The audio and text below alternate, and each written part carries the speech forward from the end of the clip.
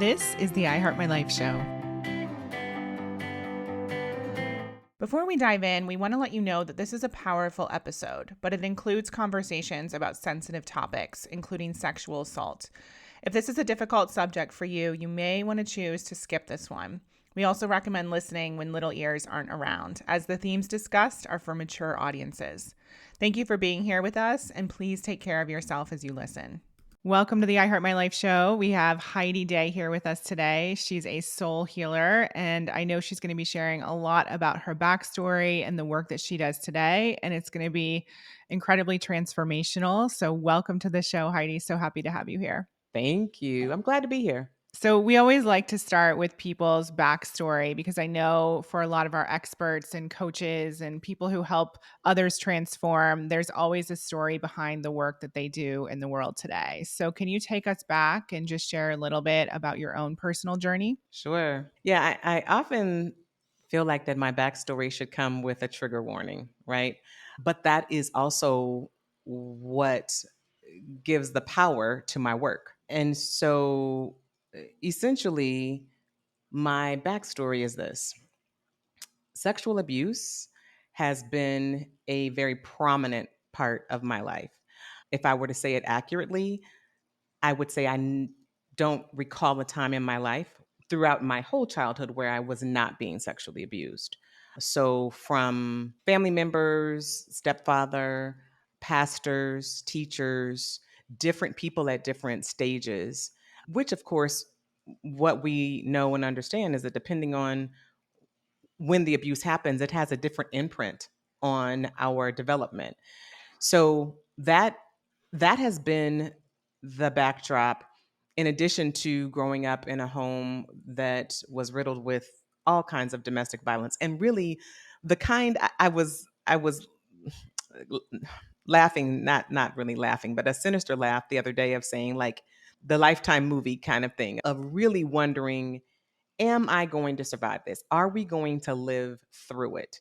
And I will tell you, Emily, some years ago when Jennifer Hudson, the now famous singer, TV personality, when she had the thing with her brother in law that murdered her, I think it was her nephew and her sister, my mother said something very, so cavalier as she was sitting on my couch. And she was watching the coverage of it. And she said, that could have been us.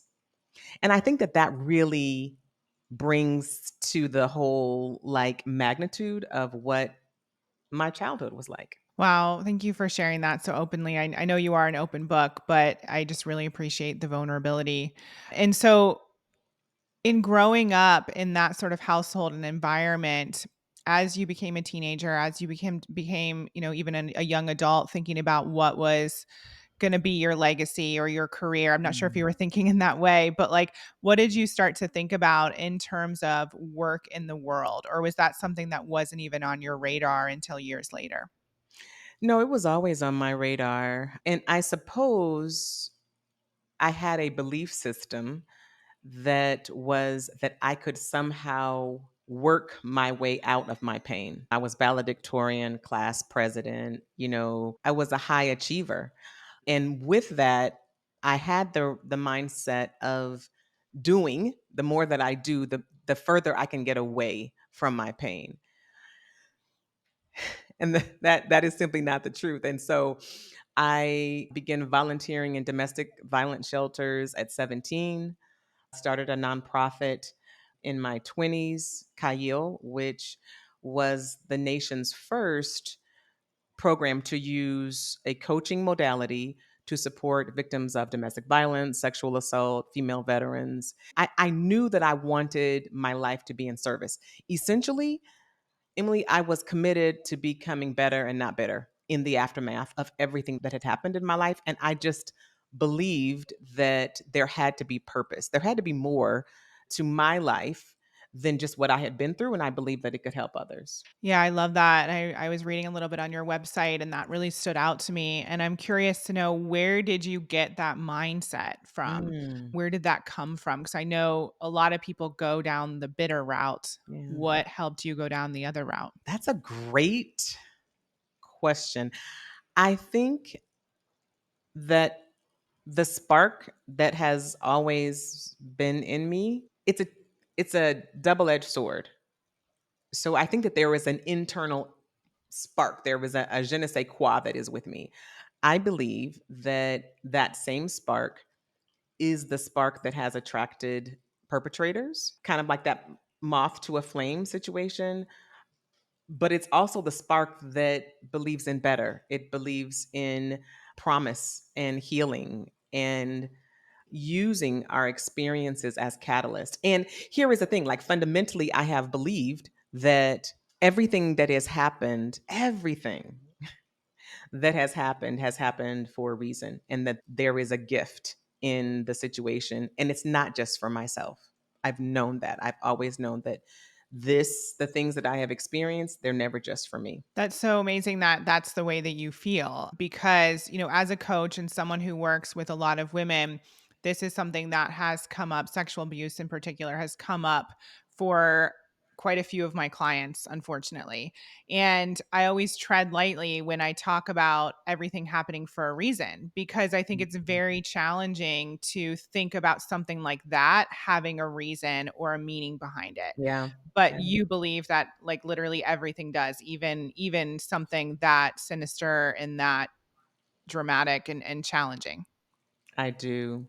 And it's especially interesting in my own case, as with many other survivors, is that the pattern of it, right? And remember like old TV shows or movies, and the mean kid would put a "kick me" sign on the back of the other kid.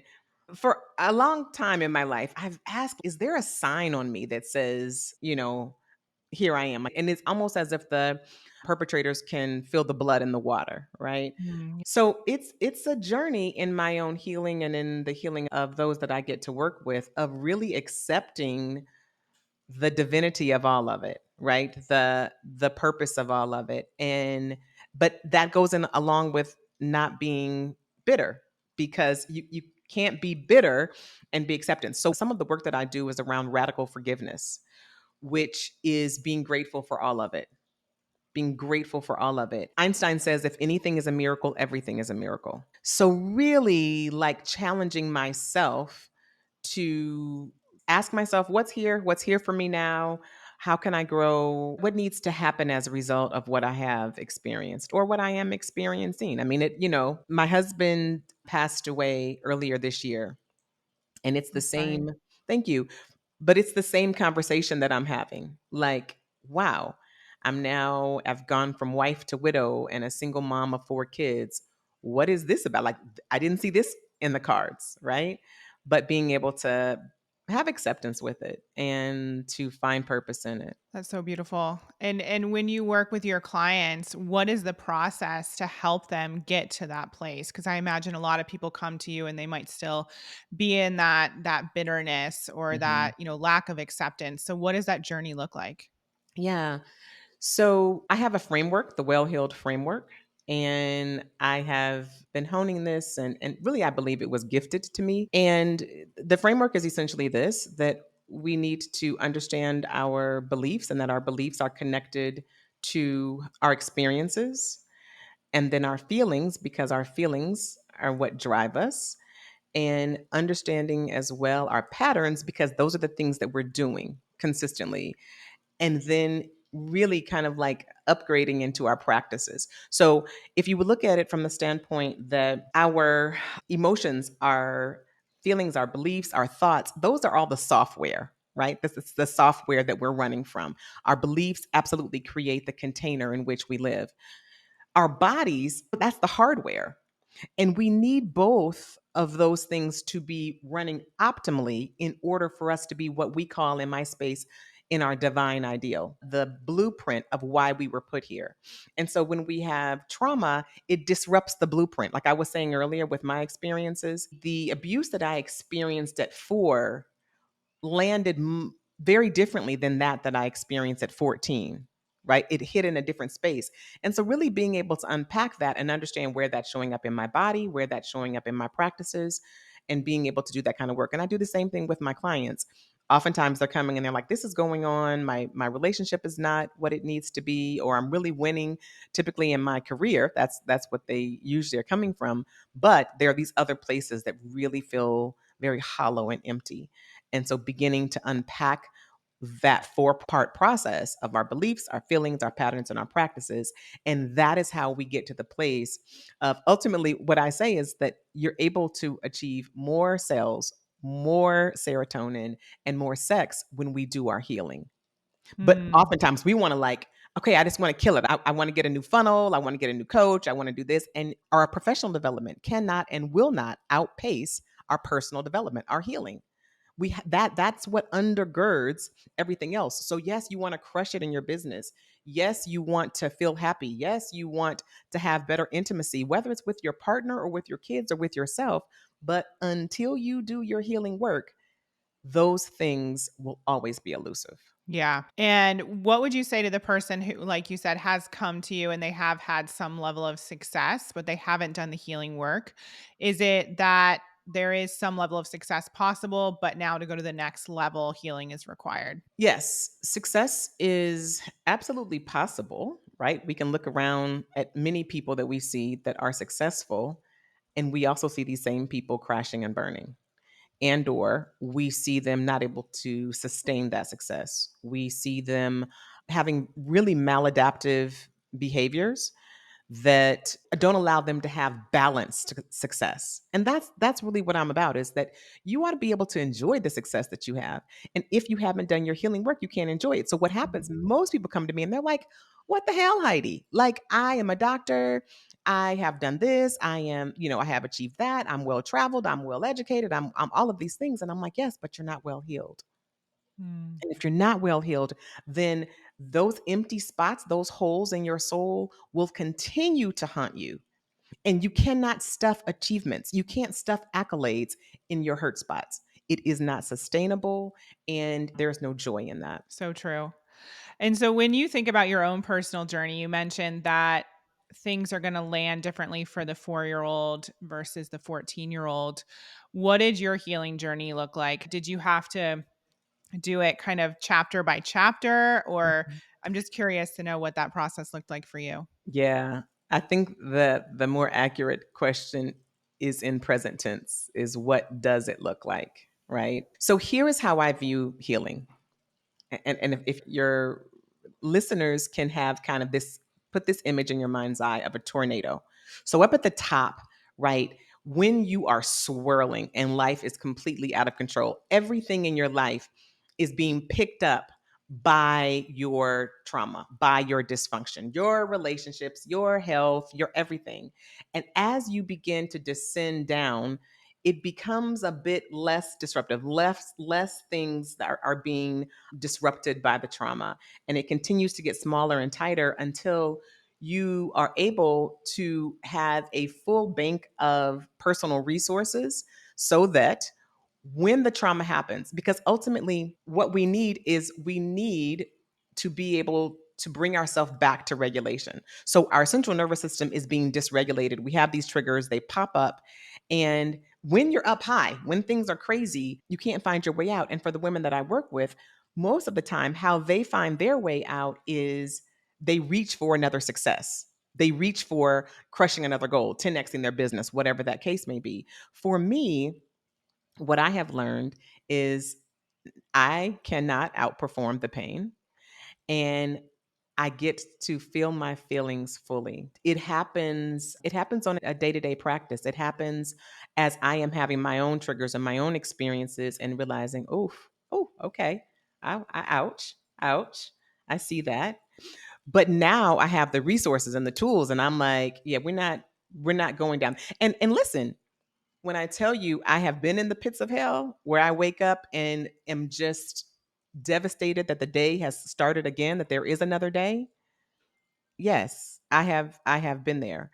And so I have done traditional talk therapy, I've done medication, and there are many things along the way that have helped.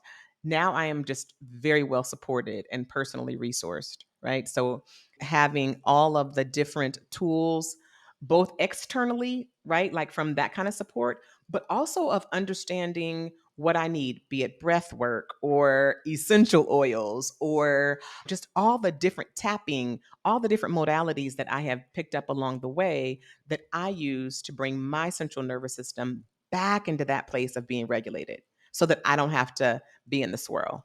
I hope you're enjoying the episode so far. Before we get back to the interview, I wanted to share a little something I think you'll find valuable. If you're looking for more clarity on what you want in life or feel like something is holding you back, I've created a free Dream Life Guide just for you. It's a step-by-step resource to help you get clear on your goals and break through any mindset blocks that might be in the way. You can grab it at iheartmylife.com/guide. And as a bonus, I've also included a private podcast feed to go along with the guide to give you even more value and support. So head over to iheartmylife.com/guide to download it for free. All right, now back to the conversation. I know it sounds obvious, but how would someone know if they're unregulated or if they haven't been Mm. healed or if they're in the swirl? Ooh, good, good, good. I don't think it is obvious. I think that that's the sinister part. And so I have a quiz, and I know that you're going to drop that, but it's a great way to kind of see, am I in the swirl? Because for those of us that are high performing, our life looks good. From the street, our curb appeal is popping. It's like, ooh, look at me. We have the Instagrammable, like, kind of life, but it's a facade. And the biggest lies are the lies that we tell to ourselves. So when we drink our own Kool-Aid, it's hard for us to know, like, oh yeah, this is actually, I something is amiss here. Because the world is constantly saying, wow, you got your PhD. Wow, you live in the gated community. Wow, your kids are in private school. How did you accomplish it all? Right. And so they're looking at the external, and we can begin to believe that, yeah, I'm doing good. But inside there is a disconnect. And so how do individuals know? Because it's like nothing's wrong, but something just isn't right. That's a Right. great way of describing it. Yeah. I think that one of the issues, especially with driven women, is like even taking the time to slow down and observe how we're feeling and check in with, what's actually going on because it's like go, go, go. And Mm, we don't want to slow down and we don't want to better understand what's going on beneath the surface. But I think you're exactly right. Like there's going to be a level of knowing that something is off and mhm. sometimes you can't put your finger on it, but there is that intuition piece. Absolutely. And eh, I do a talk that is, the doing is how we become undone. And, So for good. those overachievers, for those that are stuck in that perfectionism, and we don't recognize that there is a problem because we are doing, and we do the doing trap is, I am going to do so I don't have to feel. Mhm. And our culture and our society rewards us by the doing, right? We succeed, and when we succeed, the dopamine hits and all of the happy chemicals are like bing, bing, bing. And it's like, yes, that's what I needed. So Yep. we're on this loop of the doing is what makes me feel better. That's how I can fix this. So we're feeling bad. We're like, okay, I need to do, I crush a goal, and then we crush the goal and it feels good until it doesn't. And then we're back in the spot again and we're like, oh man, something's not right. I'm feeling disconnected. I don't feel as free as I should. I don't feel as happy as I should. My relationships are not as deep as I want them to be. All of these things. And even in my business, like, yeah, I'm doing good, but I could be doing better. And I don't know how to crush through. I don't know how to move past that glass ceiling. And oftentimes, when that is the case, what my ideal client does is that she goes back to doing more. She just circles back into Right. doing more.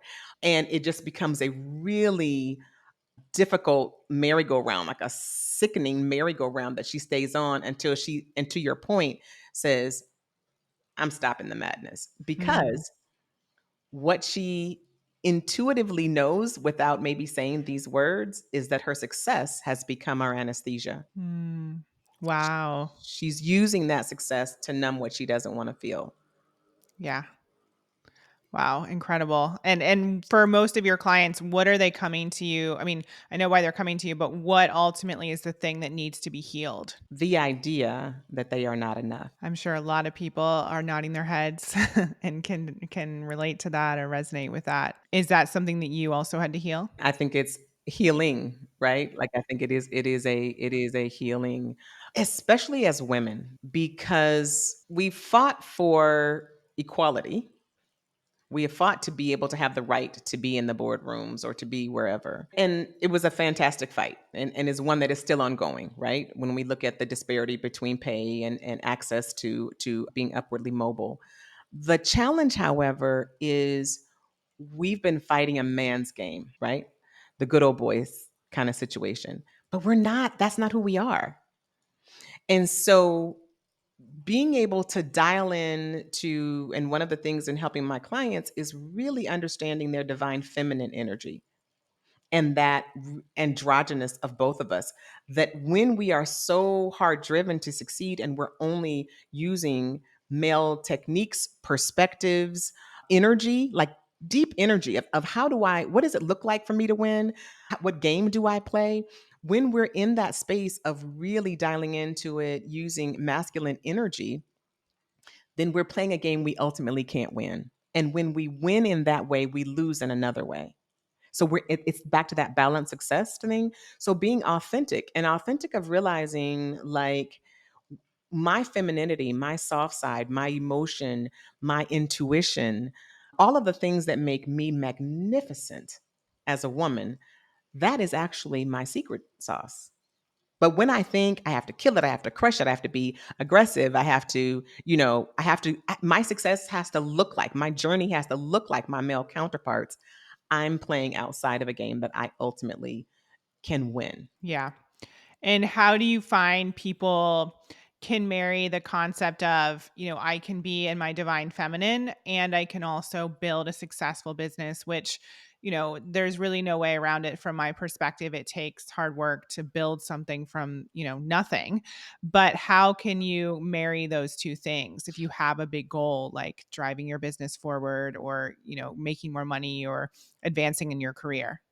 I think that the question is really interesting because the question assumes that the two are mutually exclusive.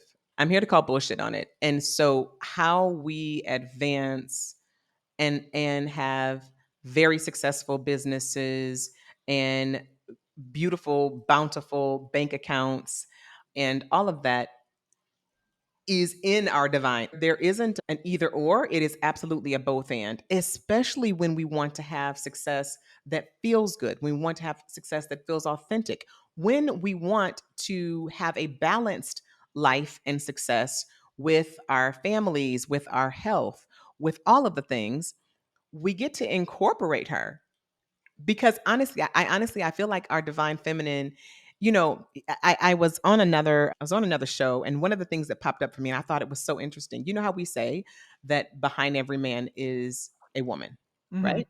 Yeah. What is like energetically, that's the divine feminine. And I'm like, chicks, within your masculine energy, your divine woman is the one, she's the bitch calling the shots. And when we don't give her, no woman likes to be sidelined by a man, but yet we sideline our own women, our own That's femininity awesome. all the damn time. And I'm like, no, no, no, no, no, no, no more of that. No Yeah. more of that. Because energetically, it is that feminine divine that is coupled with our masculine, right? That they are both harmoniously in balance, working together. But our world is so imbalanced. The patriarchy, the all of that, it's very imbalanced. And we have assumed the imbalance in our own lives, in our own businesses, in our own families.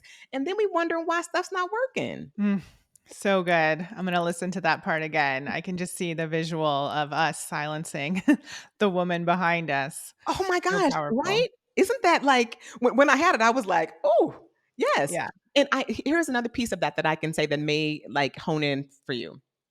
I work for myself. I assume you work for yourself. And I'm like, what kind of boss am I?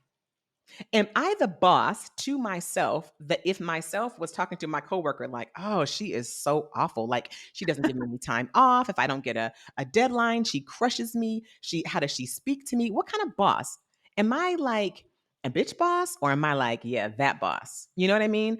Yeah. And I think that that's really important of how am I bossing myself?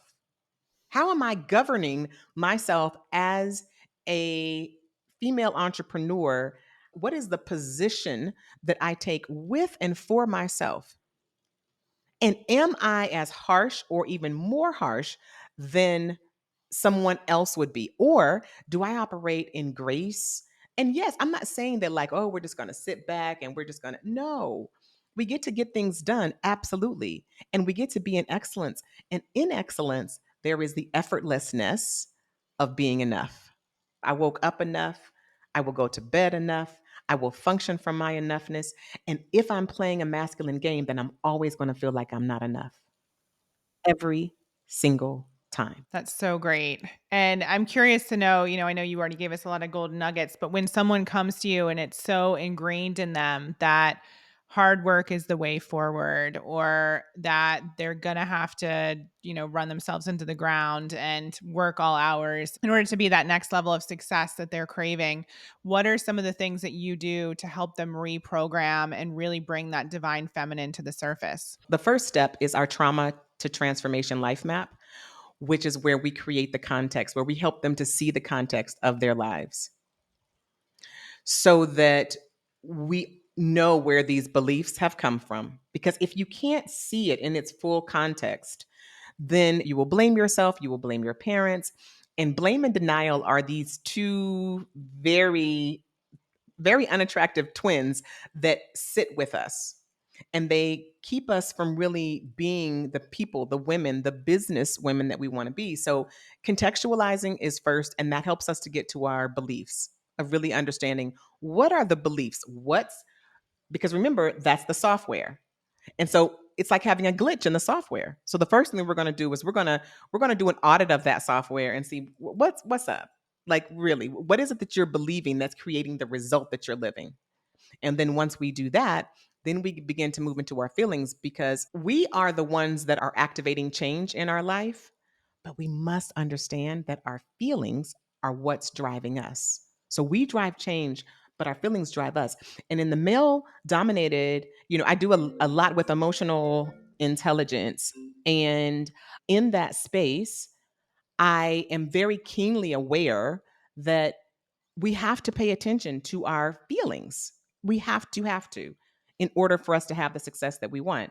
So that's like the second step, and then we move on into understanding our patterns and our practices, and that whole pathway is it. I love this. And that's one of my personal, biggest struggles is understanding that I'm allowed to rest. I don't have to push. I don't have to finish everything on the to-do list.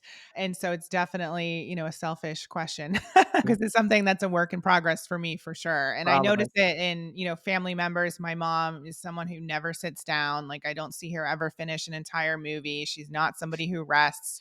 And so I've been noticing it and, not going to the place of blame, but trying to figure out the context for myself as well. And that is another part that we uncover in the life map is really understanding more about our parents and our grandparents because we know from epigenetics that these things get turned on in us, right? And so we're carrying those same beliefs like, oh, it's got to be hard and life has to be a struggle and I got to work and I have to, you know, all of these things and that just takes the joy out of our success. And so that we then fundamentally have this belief that says it's got to be a struggle.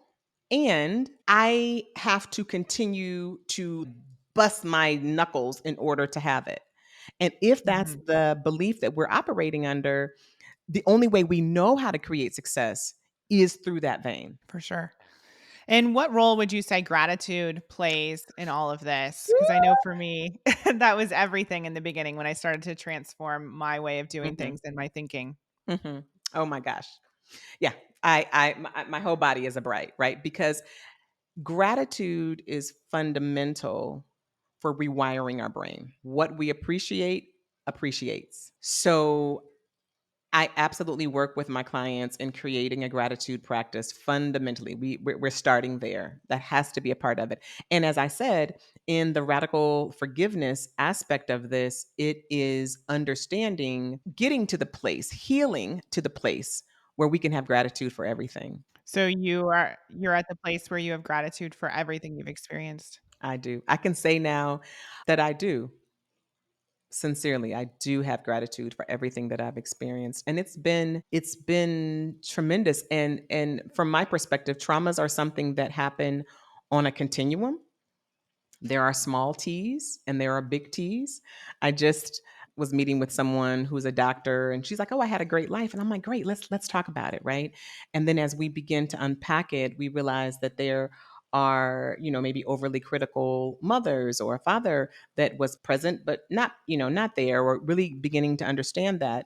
And it does help us to give compassion to those that raised us, and it also allows for us to say, you know what? I'm grateful.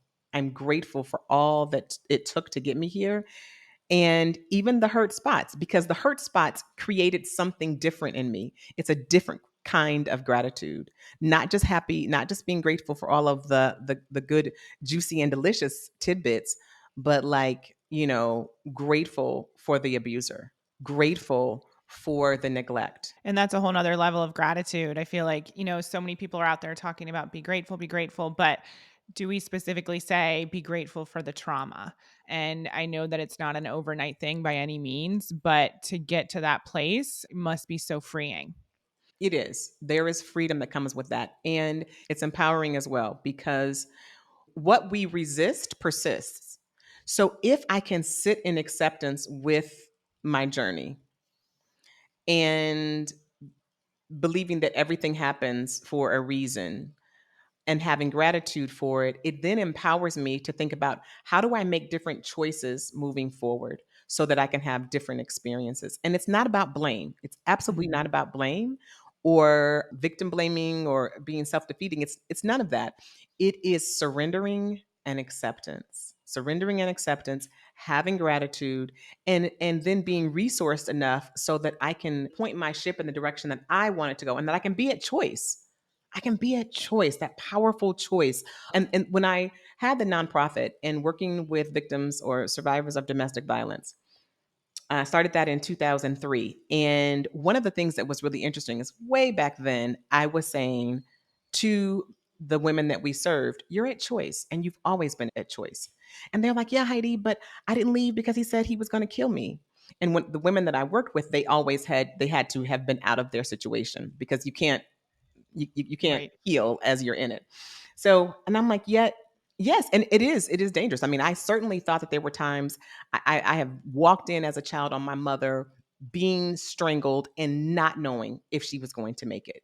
I understand that, or as we say now, I overstand it. However, at some point, we have to choose: am I going to stay, or am I going to risk that it could be better? And it is a risk. And I am certainly not saying that there is not fear and your fear is not real and that those things don't exist. No, it's a both and. Yes, there are many dangers and there are many things that could keep you from being able to get out. And that may be getting out of a domestic violence situation, it may be getting out of a bad work situation, maybe getting out of whatever. But when we accept it and we surrender, not roll over, not play dead, but surrendering to what is, then we get to, from that place, make a different choice and say, what do I want tomorrow to look like? But if it's always, he shouldn't have done that, and the police should have a different, perspective around domestic violence, and the judge should have, if somebody else is always at blame, then we have no power to change our outcome. So I think it's, so important for us to accept full responsibility. Oof, full Mm. responsibility, because ingratitude is also responsibility. I'm taking Mm. full responsibility for everything that happened. So it's like, well, Heidi, when I was being abused, when I was being molested by my stepfather, and it was violent and it was horrible, and of the worst kind, am I at fault? Absolutely not. No, I can be responsible in who I'm choosing to be today. I can be responsible in how I am going to move forward with that as my history.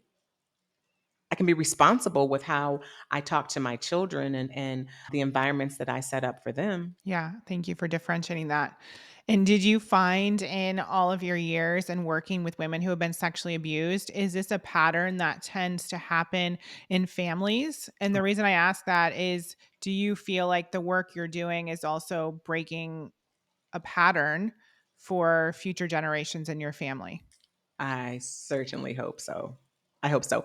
I have done a lot of work and trainings. I can't remember the name of the program, but I was specifically trained in a methodology of being able to break that cycle. And one of the things that was brought out in that training is you cannot bubble wrap your kids. You can't protect them and keep things from happening from them. What we can do is, and I love this so much, we all have like the dirty uncle that we know is like too familiar, or, like, there's somebody, or somebody, it could be somebody at work, this archetype, right? This is like, and people give them passes, or her passes, by the way, it could be male or female. And, it's kind of like, it's the dirty little secret. One of the things that is brought out is putting the individual on blast. So perhaps you can't keep them from coming from the cookout, but when they come to the cookout, you can have the bodacious conversation of saying, "Yeah, we know what you do, and we're watching you." That's all. And we go back to, where's the potato salad? Like, it doesn't have to be a thing, but that is how we protect our kids. And so, yes, we have lots of conversations about body parts, and what we share, what we don't share, and secrets, and all of those things, but really about changing the environment so that shame and secrecy and all of those things that are needed for abuse to fester, that we don't create the environment. And that means Mm, having to really step into our power, call the thing a thing, and being able to really make some huge choices that look different and may be uncomfortable. yeah. Because when you were growing up, you weren't vocal about what was going on?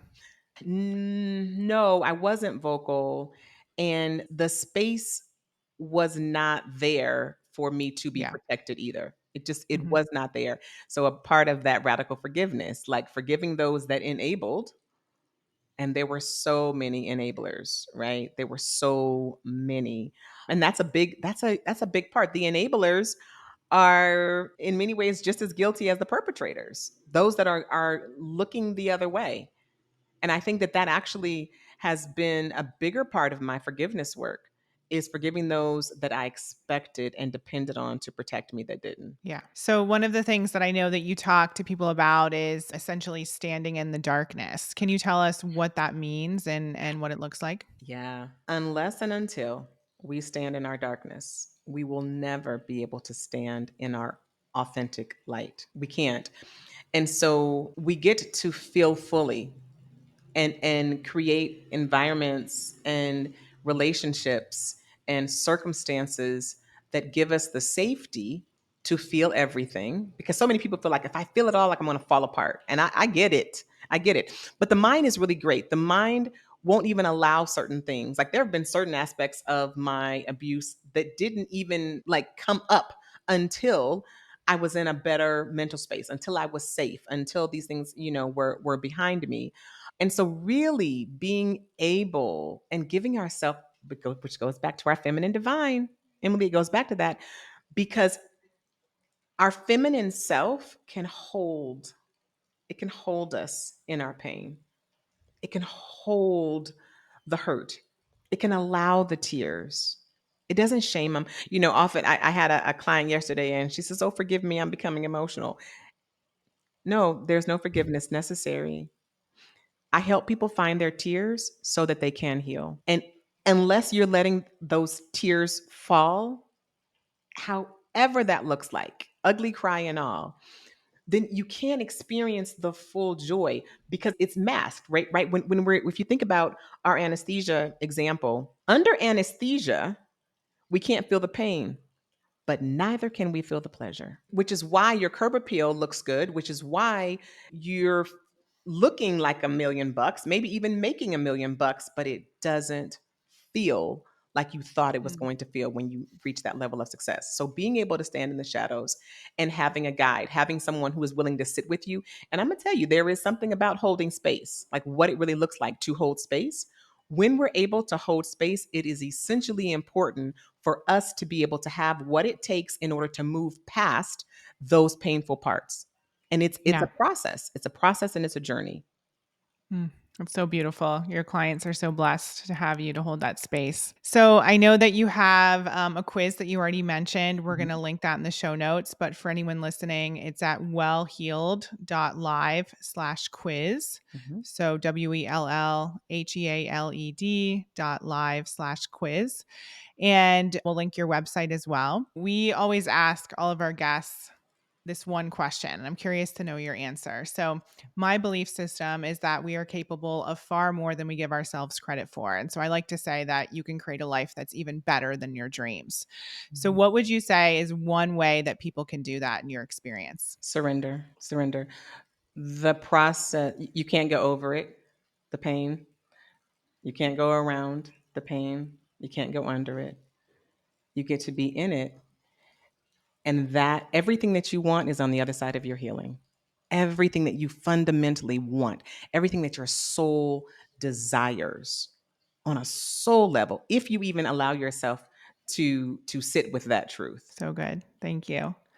Well, thank you so much for your time, Heidi. I so appreciate you. I'm grateful for this conversation and for the work that you do in the world. It's so beautiful and so needed. So just thank you so much. Thank you. Thank you for having me. You're welcome. Thank you for listening to the I Heart My Life show. If you enjoyed this episode, please share it with 3 friends or post about it on social media using the hashtag I Heart My Life show. And don't forget to rate and review the show on Apple Podcasts. It really does help us spread the movement far and wide. Remember, everything you desire is possible. Keep believing in your dreams and taking action.